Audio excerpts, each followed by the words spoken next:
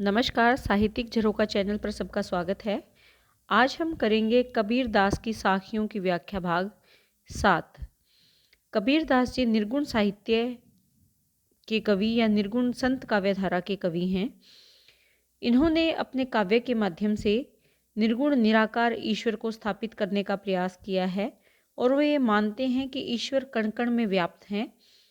हमें अपने इस नश्वर शरीर के मोह को त्याग कर ईश्वर की प्राप्ति करने में अपना ध्यान लगाना चाहिए। इस तरह के विचार उन्होंने अपने साखियों के माध्यम से व्यक्त किए हैं। तो आइए उनकी साखियों की व्याख्या प्रारंभ करते हैं। चिंता चिति निबारिये फिर बूझिए न कोई, इंद्री परस मिटाइए सहजी मिलेगा सोई। यहाँ कबीरदास जी कहते हैं कि हमें अपने मन की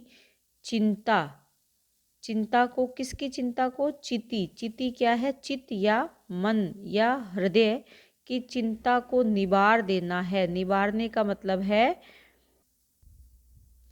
उबारना या मुक्त करना। निबारिये अर्थात उबार लेना या मुक्त कर देना। किससे? चिंताओं से मन को मुक्त कर देना। फिर बूझिए न कोई, फिर बूझिए, बूझने की ज़रूरत नहीं पड़ेगी कोई किसी को भी पूछने की ज़रूरत कैसे नहीं पड़ेगी? हमें किसी से भी किसी प्रकार का ज्ञान लेने की ज़रूरत नहीं पड़ेगी। लेकिन ये कब संभव है? जब इंद्री परस मिटाइए, इंद्रियों के परस यानी प्रसार को, फैलाव को हम मिटा देंगे, समाप्त कर देंगे। इंद्रियां क्या है? जो हमारी इंद्रियां हैं, जैसे जीभ अच्छा स्वाद चाहती है, नाक को अच्छी खुशबू चाहिए, कानों को अच्छा सुनने के लिए चाहिए, शरीर जो त्वचा है उसे अच्छा पहनने के लिए चाहिए। जब हम इन सब इंद्रियों के प्रसार पर या इंद्रियों की जो ये मांग है इनको हम बंद कर देंगे, समाप्त कर देंगे, इंद्रियों को अपने वश में कर लेंगे, उनको जो इंद्रियों की जो इच्छाएं हैं उनको मिटा देंगे, उनके फैलाव को रोक देंगे। सहजी मिलेगा सोई, सहजी आसानी से, मिलेगा मिल जाएगा, सोई वही जिसे हम प्राप्त करना चाहते हैं। और किसे प्राप्त करना चाहते हैं? ईश्वर को। वो ईश्वर हमें आसानी से मिल जाएगा, हमें किसी से कुछ भी पूछने की ज़रूरत नहीं पड़ेगी। तो यहाँ पर क्या कहते हैं कि हमें चिंता का निवारण कर देना चाहिए। और चिंता का निवारण कब होगा? जब चित्त या इंद्रियां हमारे वश में होगी, तो तब हमारी सारी चिंताएं समाप्त हो जाएगी और हमें फिर किसी से किसी प्रकार का ज्ञान लेने का या उपदेश की आवश्यकता नहीं पड़ेगी और हमारा ईश्वर हमें आसानी से मिल जाएगा। यही कबीरदास जी अपने इस साखी के माध्यम से बता रहे हैं।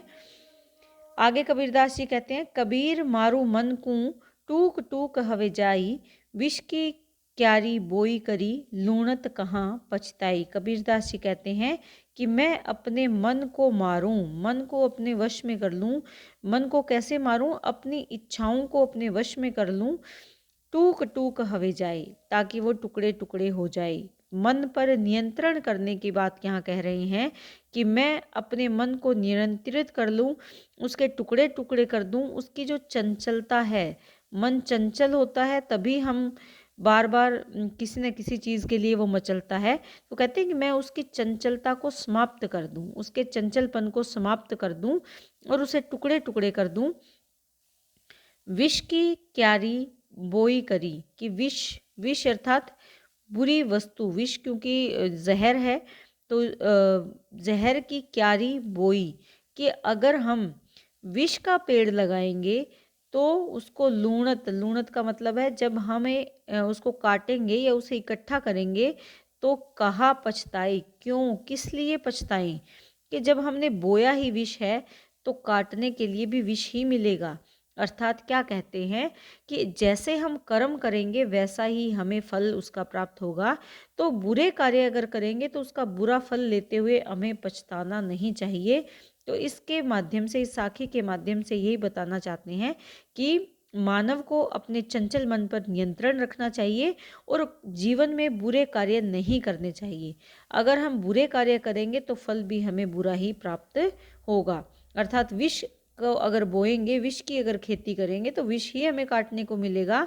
तो इसमें क्या कहते हैं, कर्म को प्रधान मानते हैं, लेकिन कौन से कर्म? अच्छे कर्म। और वो कब संभव है? जब मन पर नियंत्रण रहेगा। पाणी ही ते पातला, धुआं ही ते झीण, पवना बेगी उतावला, सो दोसत कबीरे कीन। यहाँ पर कबीर दास जी अपने निर्गुण निराकार ईश्वर के बारे में कहते हैं कि वो कैसे हैं। पानी ही ते पातला, पानी से भी पतला है।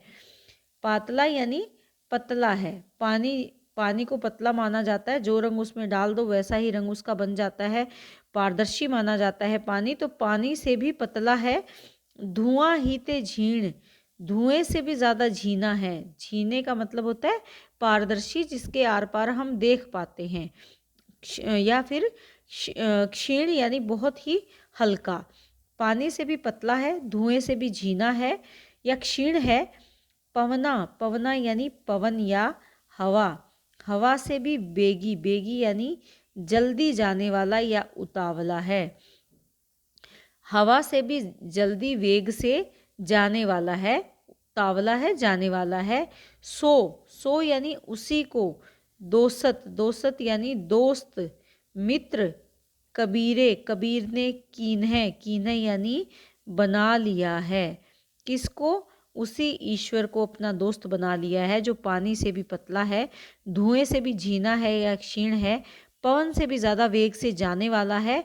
ऐसे ईश्वर को कबीर दास ने अपना मित्र बना लिया है, अपना दोस्त बना लिया है। तो यहाँ कबीरदास जी निर्गुण निराकार ईश्वर को स्थापित करना चाहते हैं अपने जीवन में।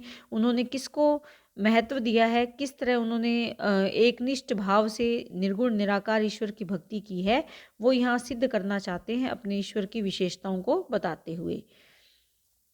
कबीर मन गाफिल भया, सुमिरन लागे नाही। कबीरदास जी कहते हैं कि मेरा मन तो गाफिल भया हो गया है, हो गया है। गाफिल क्या होता है? असावधान। कि मेरा मन गाफिल हो गया है, असावधान हो गया है। सुमिरन में अब नहीं लगता, लागे नहीं, लगता नहीं है। किसमें? राम नाम के स्मरण करने में। घणी सहेगा सांसना, जम की दरगह माई। अगर मेरा मन इसी प्रकार असावधान रहा, सावधान क्यों नहीं है? क्योंकि अब उसे ये इस बात को वो इनकार करता है। किस बात को? राम के नाम के स्मरण पर। राम का नाम लेने में वो असावधान हो गया है, ध्यानपूर्वक अपने कार्य को नहीं करता, या राम की भक्ति में मेरा मन नहीं लगता, तो क्या होगा? घणी, घणी यानी बहुत ज़्यादा, बहुत ज़्यादा। सहेगा, सहन करनी पड़ेगी। सांसना, सांसना यानी संकट या कष्ट। क्या सहन करने पड़ेंगे? बहुत अधिक संकट सहन करने पड़ेंगे। कहाँ पर? जम की दरगह माही। जम क्या है? यमराज। यमराज कौन है? मौत के देवता। यमराज के दरगह यानी दरबार, माही यानी में। उसे क्या होगा? जब मृत्यु के पश्चात आत्मा यमराज के दरबार में पहुंचेगी, तो उसे अपने कर्मों के अनुसार अनेक संकट सहन करने पड़ेंगे, या अनेक प्रकार के दंड उसे भोगने पड़ेंगे। और ये कब होगा? जब मन राम नाम के स्मरण में नहीं लगेगा, उस राम नाम को याद करने में असावधानी बरतेगा, तो उसे बहुत अधिक संकट सहन करने पड़ेंगे। और कहाँ पर? यमराज के दरबार में। इसीलिए वो कहते हैं कि संसारिक मोह माया का त्याग करके हमें अपना मन ईश्वर भक्ति में लगाना चाहिए। तो ये आज की हमारी साखियाँ थी, जिनकी व्याख्या हमने की। उम्मीद करती हूँ कि आपको ये बहुत अच्छे से समझ में आ रही है। कबीर दास की जो पहले की वीडियोस हैं, साखियों की वीडियो, वो मैंने उसका लिंक मैं डिस्क्रिप्शन बॉक्स में डाल दूँगी। और आप चैनल को सब्सक्राइब करें और ऑल नोटिफिकेशन के बटन को ज़रूर प्रेस करें, ताकि मेरे जैसे ही नए वीडियो आएँ तो आपको उनका नोटिफिकेशन मिल जाए। बहुत बहुत धन्यवाद।